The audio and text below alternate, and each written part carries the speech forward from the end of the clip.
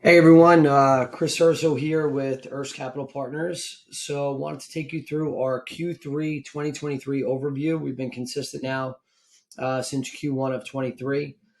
Little bit of a hoarse voice coming off of a long travel hockey weekend with the kids, but wanted to put this together nonetheless and take you through our portfolio performance. And then at the end, kind of talk a little bit about market, our strategy, what we're seeing in today's environment, and what our goals are moving forward.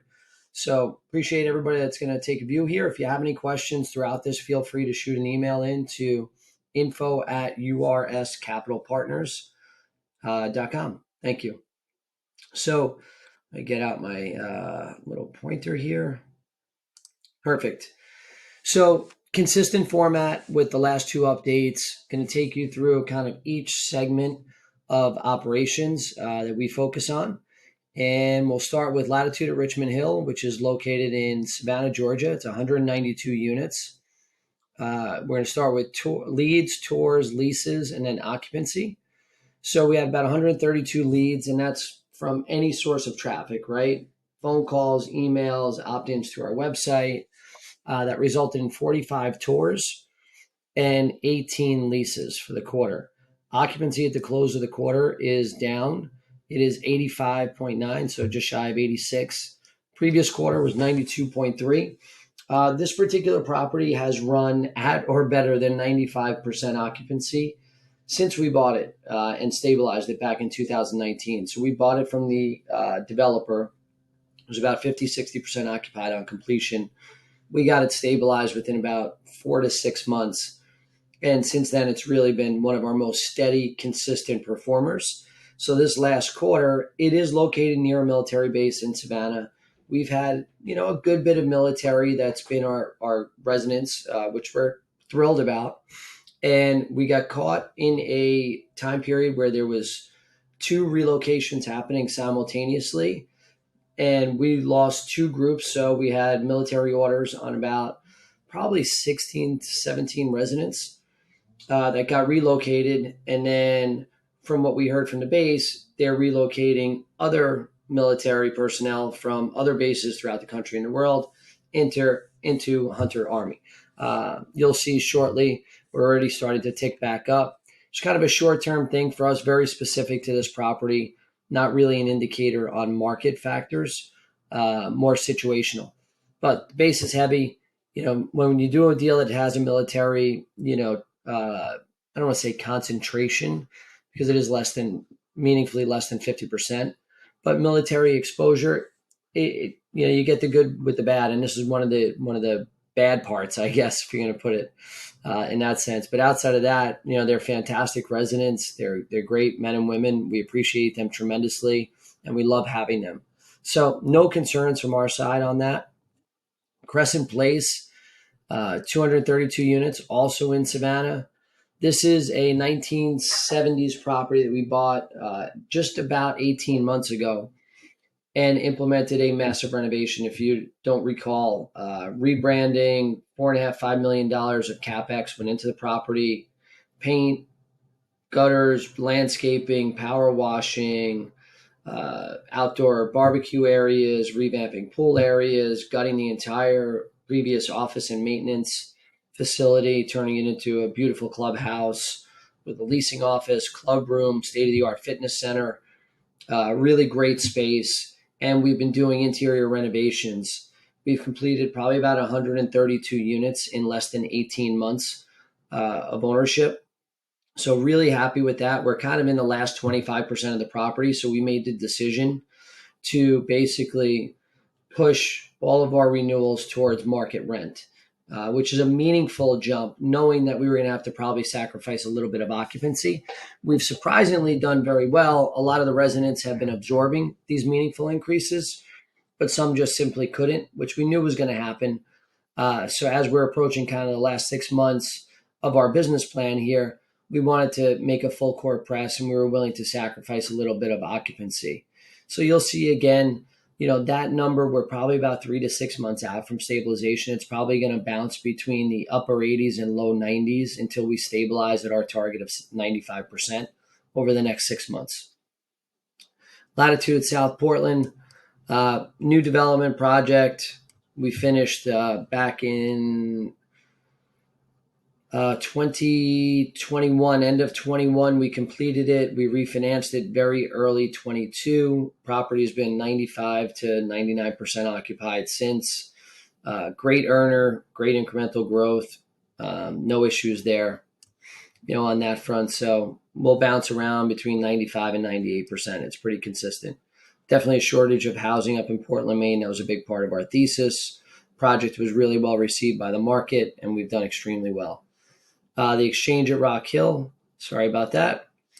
That's down in Rock Hill, South Carolina, suburban Charlotte, 229 units. We started this project in the thick of COVID, September 2020, completed our final CO December of 2021.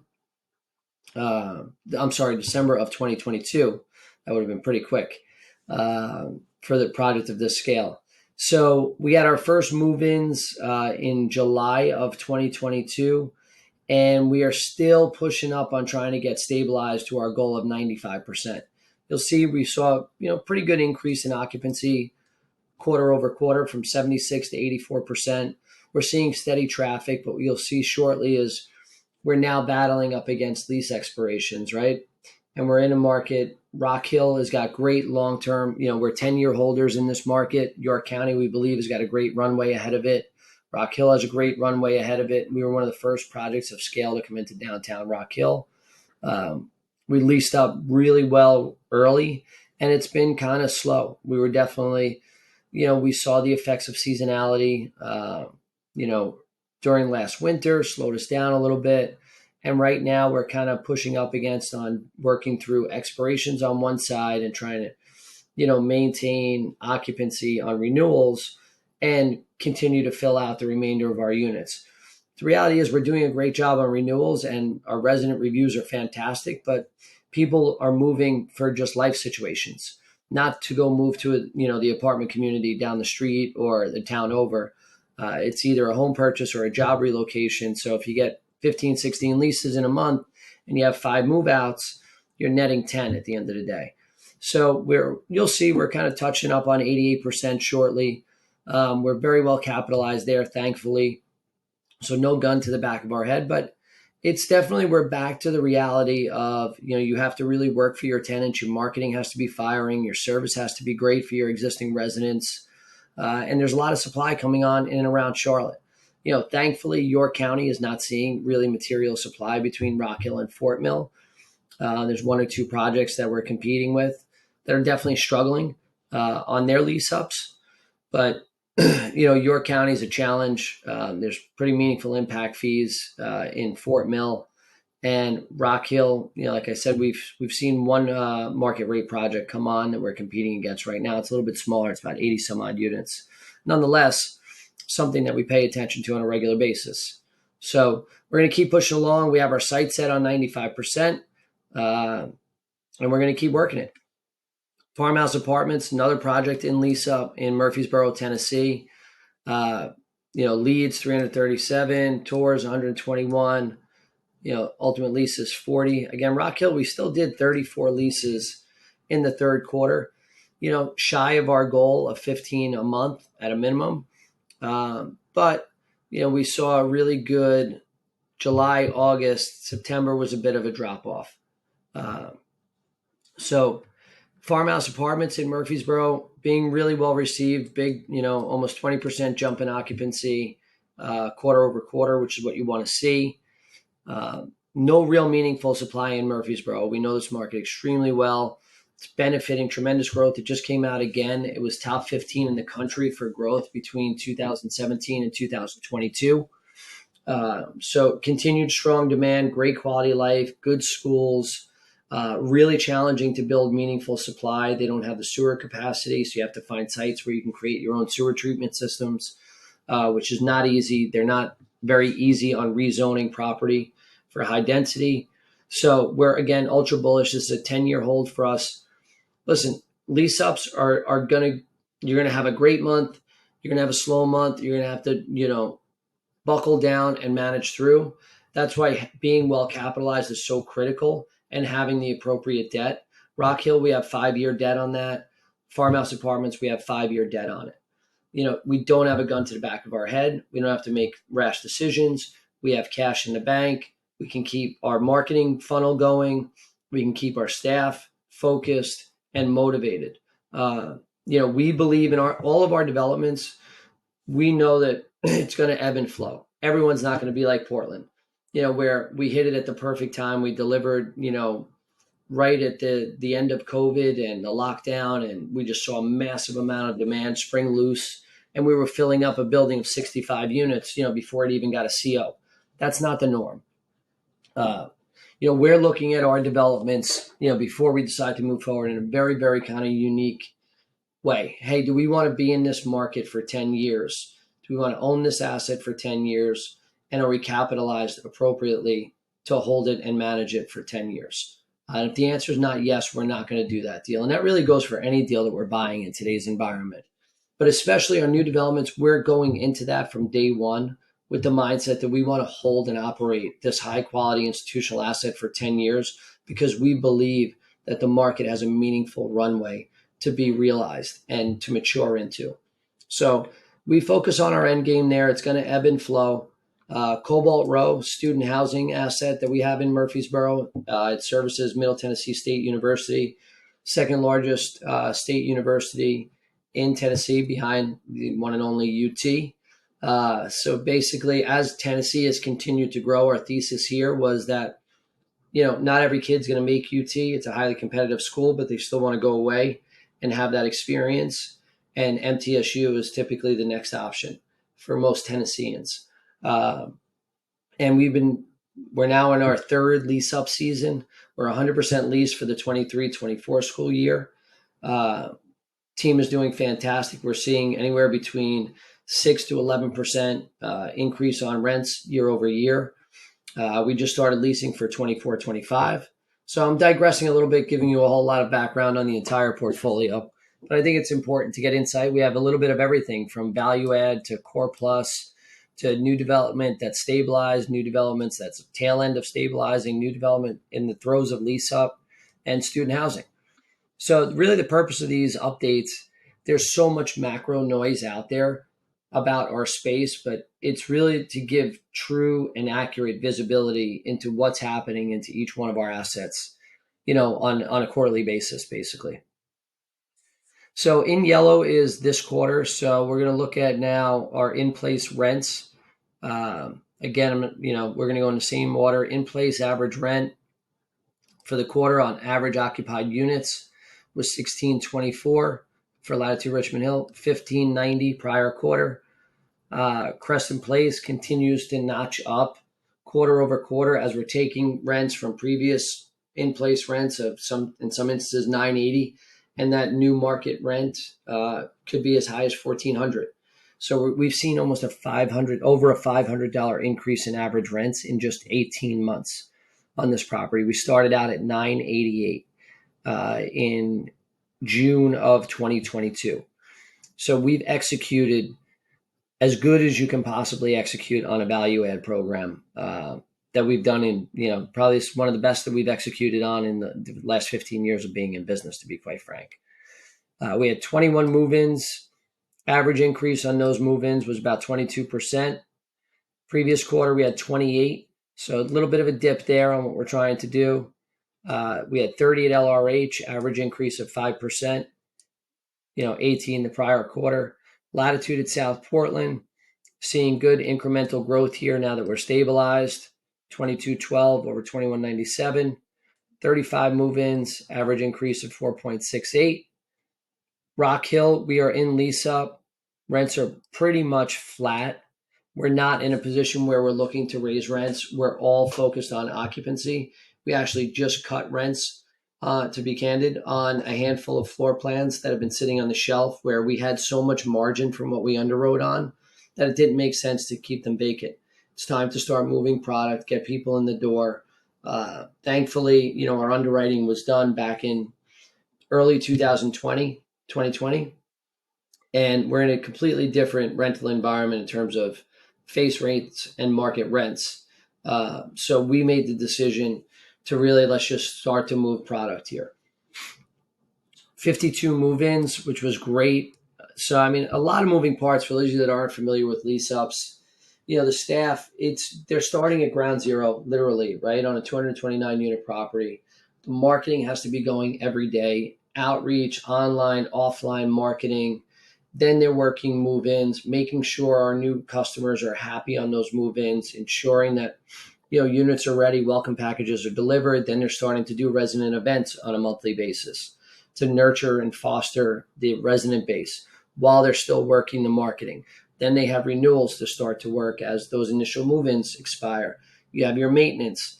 So, and keeping the property at a expected level for a high quality asset that it is. So I really want to just give kudos to our staff.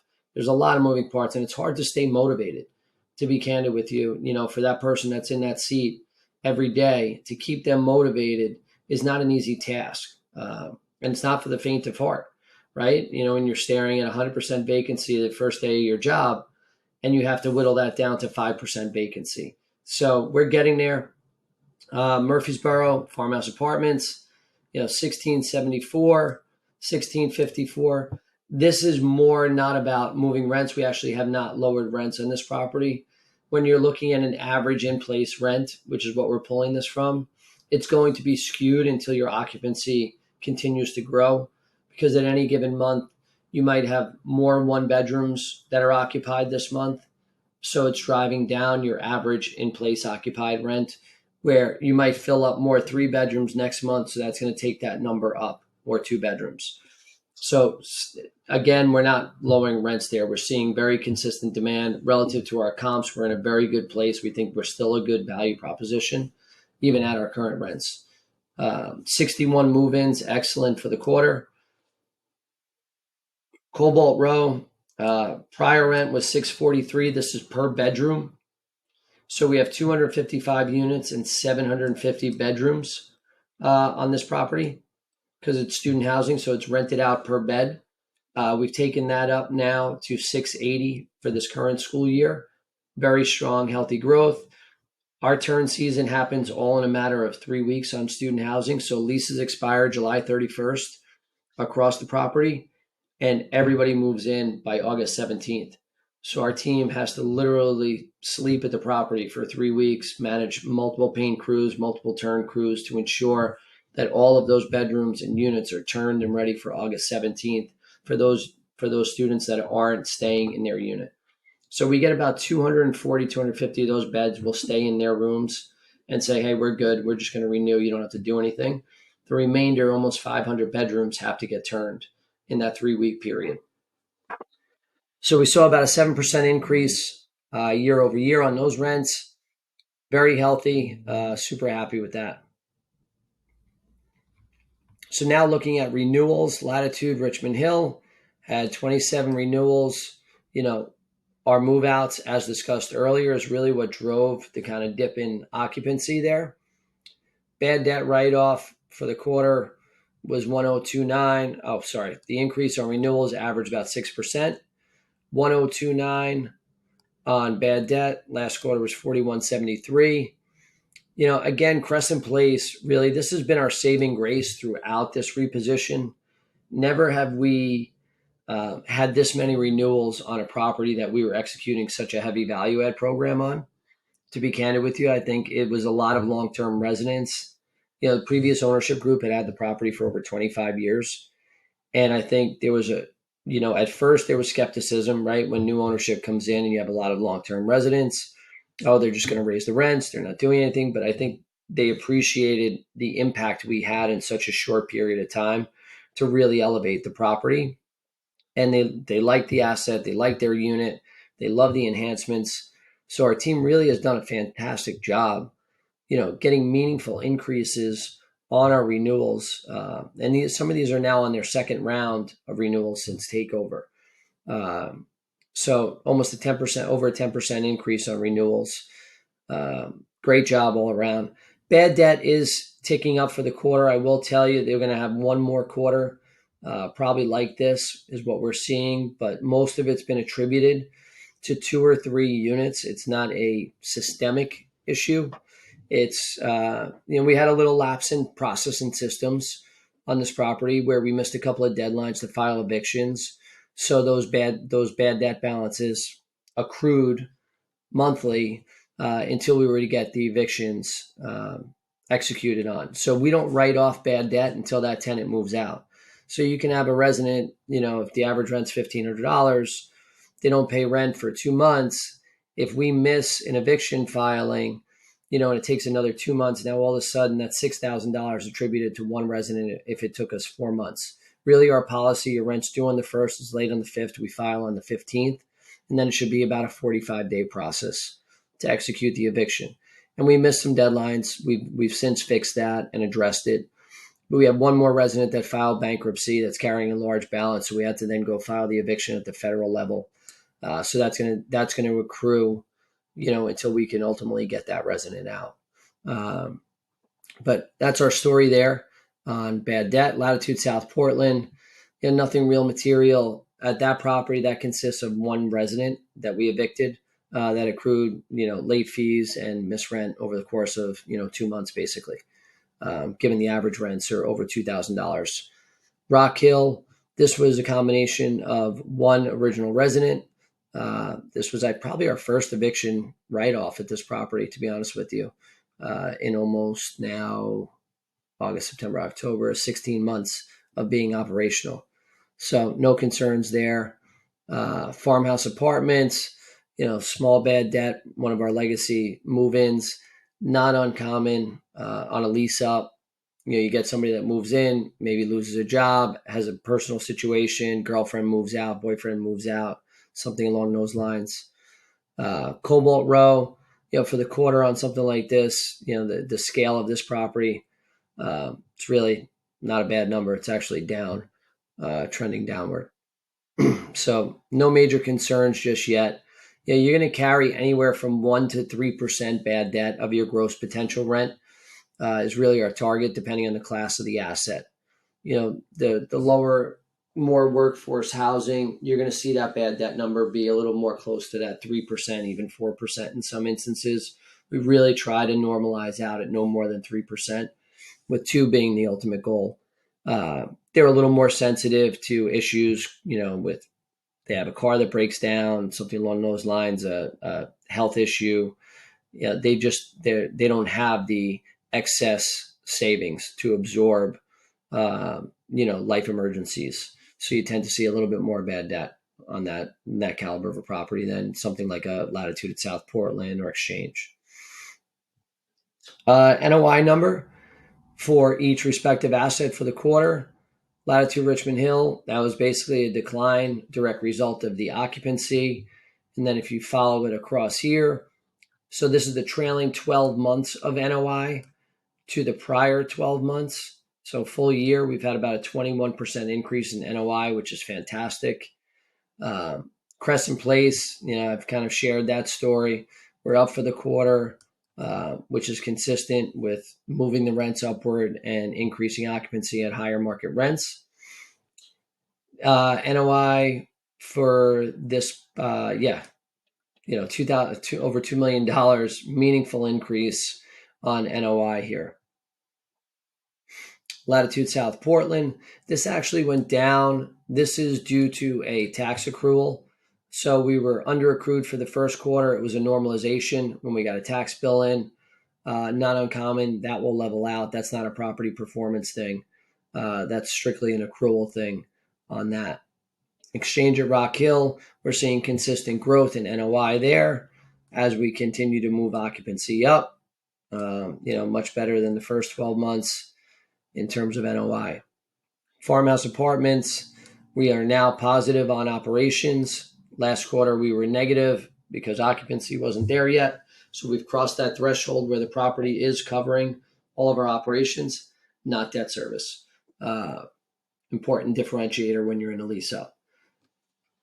Cobalt Row, we saw a good jump in NOI for the quarter. That's going to keep ticking upward. This will start to grow because this was our first month. Basically, student housing, your rents are fixed. Everybody moves in August 17th. That's your rent for the next 12 months. So that's why hitting your lease up numbers and we have staggered increases based on momentum so we can capture as much of the upside as possible while we're going through a lease up on a student housing project. So this number with the year over year 12 months, we're going to see this number continue to grow over the next quarter and the quarter after and the quarter after as our new rents are now locked in for this school year. All right, so occupancy, this is just a little summary of where we're at today. So this is where we are today. I'm sorry, at close of the quarter, this is where we were at time of this report. So you're seeing Latitude Richmond Hill is moving upward, Crescent Place moving upward, Latitude South Portland moving upward, Exchange at Rock Hill moving upward. We're actually now at 88 as of today. Farmhouse Apartments broke a big milestone on every lease up. They're over 51%. They're actually over 52% as of today. And Cobalt Row is 100%, 100% for current year, and they're already 27% leased. They're far exceeding their goals for next year.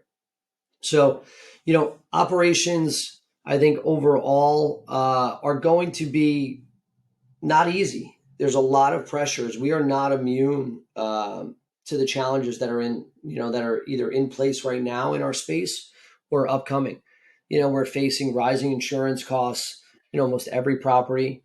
We're battling tax assessors that are trying to catch up and looking backwards at sales that happened in the peak of the market in 21 and 22 and trying to hit reassessments based on those valuations, which no longer exist in the market. Values are probably off consistently between 15 to 30% from peak pricing.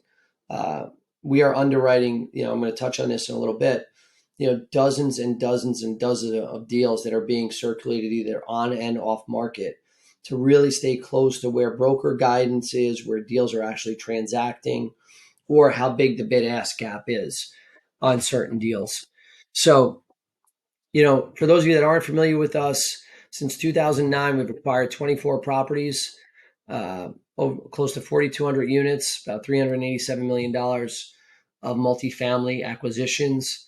We're on our fourth ground up development that will bring us up to over 1,000 units. So we have 3 that are complete. We are in site work on a 4th in Asheville, North Carolina, that we started back in July. That'll be delivering not until about 25, 26, which we're excited about. It's got a long tail. Our thesis there was, we're seeing it. New development, new project starts are down 60% year over year. Now, that said, there's a lot of products coming on the market between now and the end of 2024, which is going to keep most likely rent growth muted for the next 12 to 18 months. But again, especially with our new developments and anything that we're buying today, we're looking at these assets on 5-10-year horizons. And we think while rents may be flat or even coming down in certain markets, that supply will ultimately get absorbed. The fundamentals in our space long term are as strong as they've ever been, right? The affordability gap from ownership to renting is the biggest it's been and widest it's been in our history. It makes so much more sense to be a renter than an owner in this interest rate environment. The challenges on the financing side for home ownership, the lack of product that's available is continuing to drive single family home prices up and keep that gap widened. We are bullish. Everyone will always need a place to live. I know it sounds so simplistic, but that's why we started in this business, and that's why this is the only asset class that we work on in this office is multifamily. We don't do office. We don't do hotels. We don't do retail. We don't do industrial. We strictly do multifamily. And when you look at the underlying fundamentals, we believe that there's actually a pretty strong case for a good runway of growth over the next 3 to 5 years. If you can get through the next 12 to 24 months, we think that you're going to be in a good place in years 3 to 5 in our space. And we have some goals that we're going to touch on. But since we've started in preparation for kind of this moment, for lack of a better way to put it, we've sold 21 properties. We have another property under contract for sale as we speak. Latitude at Richmond Hill is under contract. at a great number, and we should be finalizing contracts, God willing, today. So we're super excited about that. But we'll have sold 21 properties to date, possibly 22 by January, which would bring us over 3,500 units sold. Our portfolio is the smallest it's ever been in terms of unit count in the last 10 years. And the bulk of those exits, the bulk of those 21, 22 sales have happened since 2019, early 2020. We felt that pricing, there was a major dislocation on the upside for pricing. We've only bought two existing assets since 2020, since the end of 2020. And where historically we've typically bought anywhere from 3 to 5 deals every 12 to 18 months. So by design, we've skinnied down our portfolio. We've reallocated to high quality assets that we want to own for the long term. We've built up cash. We've made some strategic hires. We've expanded our staff, all in preparation to be able to move forward and lean in when there is a perceived dislocation in the market, which we are starting to see. It is there. It's happening. We don't know to what extent and for how long it's going to be, but we are keeping our head down. We're underwriting for today's market, and that's literally changing weekly in some cases, with how quickly and volatile interest rates have been and some underlying macro factors. But overall, we are bullish on our space, and we want to take the next, 0 to 18, 24 months to reload our portfolio with really good acquisitions. So which leads us to kind of our strategy. It's going to stay in our bread and butter for the most part here, value add and core plus.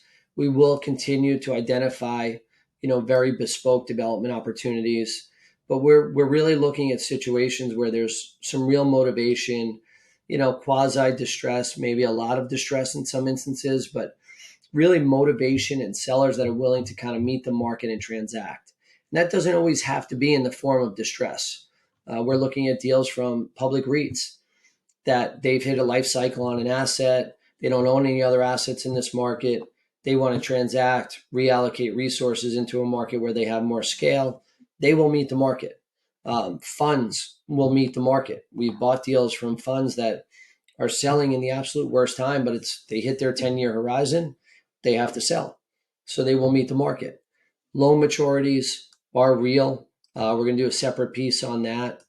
We are tracking that stuff very, very closely.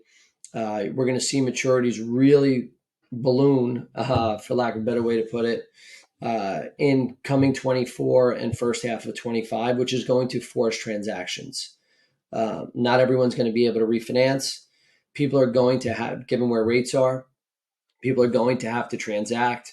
Given the amount of supply that's coming online, we believe there are going to be assets that have some real lease-up challenges, and developers aren't going to want to hold on and wait for stabilization. They might be willing to sell, at or below today's replacement cost. They still have some profit in because they started this deal 2-3 years ago, and they want to move on to their next project. So we could potentially come in and take over the lease-up of that asset.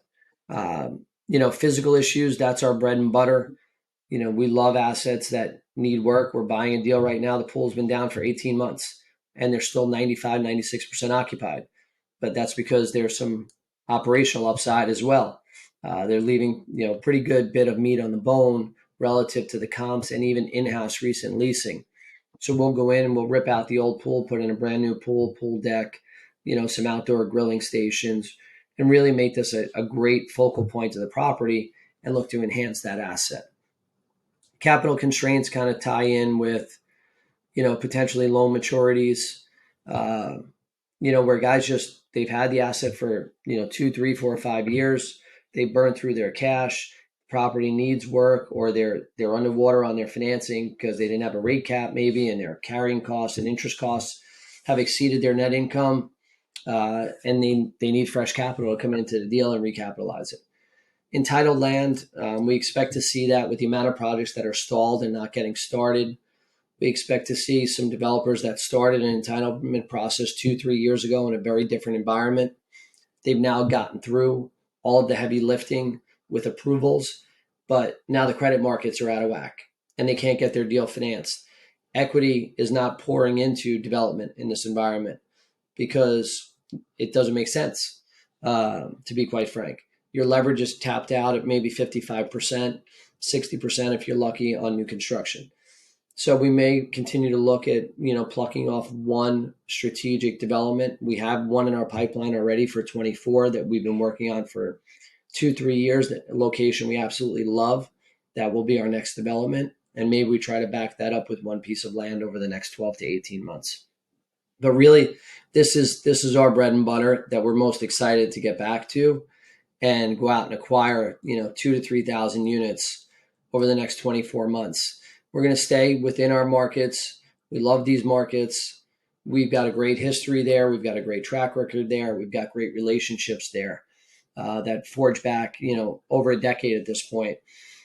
So we don't believe that now is the time to be moving into markets that you don't know. We're really focused on markets that we've either have or had an asset in the past, where we have intimate knowledge, we have boots on the ground, we have relationships with brokers that go back 10, 12, 14 years that are very, very close relationships, and we get a lot of good looks in those markets because we performed and we've executed on those assets. So thank you. This was a long update, a lot going on in today's environment. Stay tuned. We do have a deal that will probably be funded and subscribed, by the end of this week when we launch the deck tonight, based on the indication that we're doing. It is a loan assumption, at 4.67%. We're going in at about a 6.25 cap rate. Debt's fixed for the next 6.5 years. It's a great asset, Belmont, North Carolina. So basically suburban Charlotte, 15 minutes from Charlotte. Mostly half townhomes, brick product, built in the 90s. Just super clean, great submarket, good schools, good Main Street, great visibility. And, we have our presence in Charlotte. We've had 2 other assets. We've had 3 assets in Charlotte over the last 3-4 years. We've sold 2. One is actually a comp for this deal that we sold probably about 20 to 25% higher than we're buying this deal. And that was just a year and a half ago. So very excited for that. Anybody wants to chat about anything, or if you're interested in upcoming opportunities that we intend on having over the next 12 to 18 months, you can reach out to us at info@urscapitalpartners.com. And if you're an existing investor watching this update, thank you for your support and commitment. We are focused on our assets. We know that, the next 6 to 12 months is going to be not easy, but we are prepared. I think kind of our MO in the office is, hey, we're not immune, but we are prepared, and we will continue to be prepared for any of the challenges that we may face. And thankfully, our underwriting and the way we capitalize our deals allows us to continue to execute, through any sort of uncertain and volatile periods, and at the same time be able to play offense and take advantage of opportunities that present themselves. So thank you all. Appreciate the time, and look forward to chatting with you soon.